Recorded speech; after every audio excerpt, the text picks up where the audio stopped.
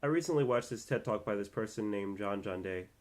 His message was really inspiring, and his message was, life is so easy. Why are we making it so difficult? John Day comes from a family of rice farmers in a small village in Thailand, and he was told that you're poor. You need to leave your village and you need to go make something out of yourselves in Bangkok. So John Day ended up leaving his village and moved to Bangkok, and he soon realized that his life was becoming so difficult and so hard. He was working really hard. He was he was studying really hard and yet getting barely anything back. He could barely eat anything, and he was living in a small shared room with six other people. He realized how competitive things were and how overcrowded things were, and John Day realized that he should move back to his village.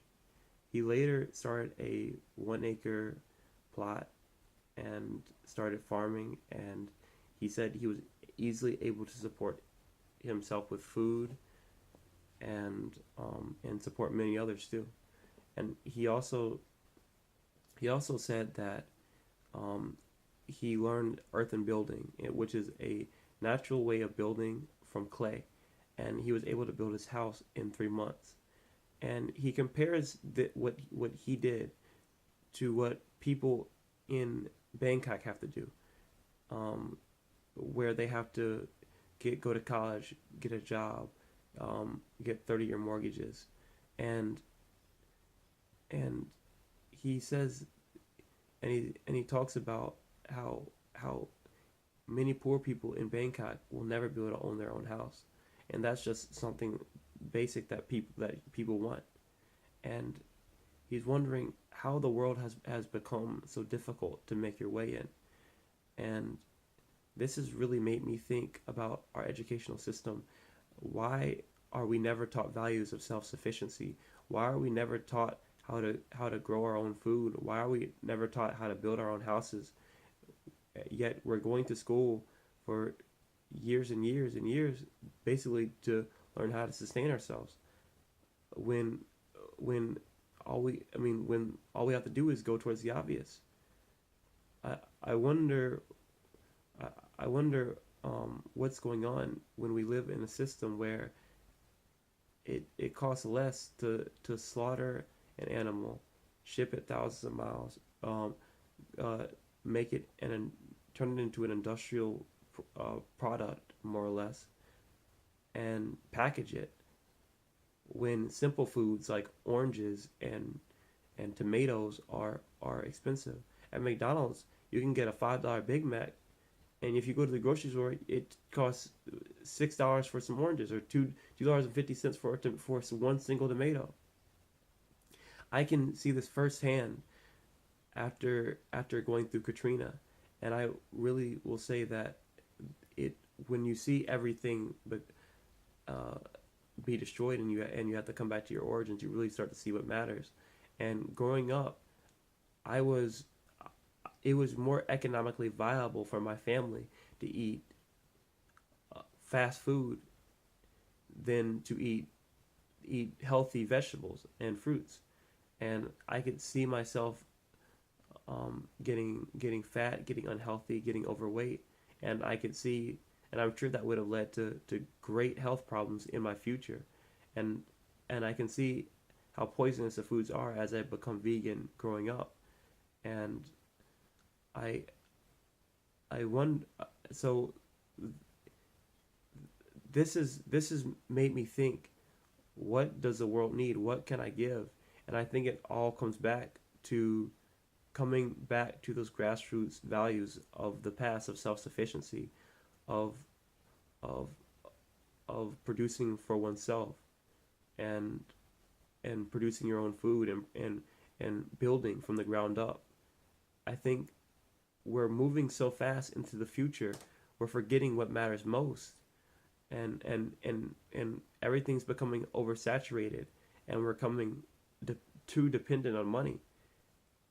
We, and we're so dependent on money, we're losing trust in ourselves, and we're losing trust in others. What I've My family moved from Detroit to the south, and I've realized that by saying Detroit is that we don't need more manufacturing. We don't need more industrial thinking. We need we need things like permaculture. We need things like organic farming.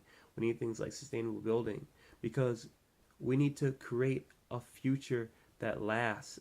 We don't need more development that comes and goes when they can find a better deal. Money is is not necessarily sustainable.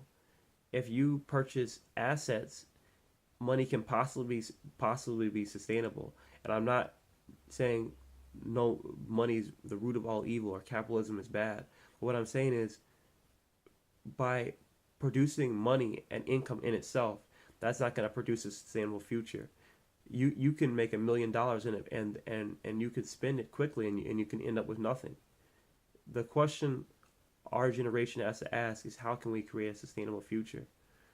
And I think that how we can do this is we can come back to producing our own food, to letting food be thy medicine and medicine be thy food, to to to creating more sustainable buildings and restructuring our cities to where we're connecting with people and walking more.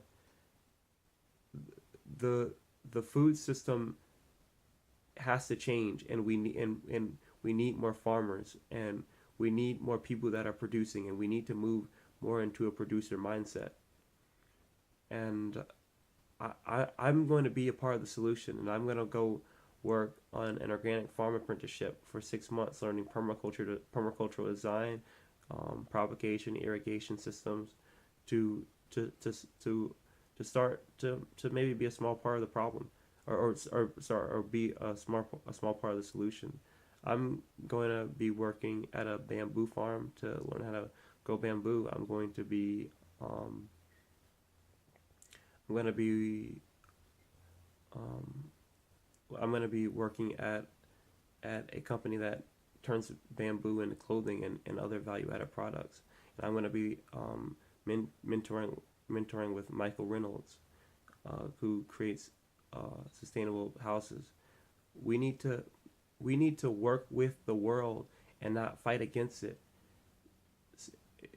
by creating things that work by itself in itself so we don't have to constantly extract resources. With earthships, they it's a self-sustaining house, so you're not constantly dependent on the grid. And with thinking like this, we can start to create things that last. Food is only going to get more expensive and more expensive because it's dependent on a system that where you're dependent and where food is shipped and there's so many factors going into you just eating a simple meal. Your food is shipped thousands of miles away using tons of fossil fuels. And imagine what's going to happen once the fossil fuels get more expensive because it's a non-renewable resource. That's going to drive the prices up. So what are we going to do when a tomato costs $10? And and and this is what where we need to start to go, and this is where our thinking needs to start to go. And I'll lead with this. John Day says, "Life is so easy. Why do we make it so hard?" We need to reconnect with our food, and we need to reconnect with others, and we need to make a future that lasts, and not one that's just gonna come and go.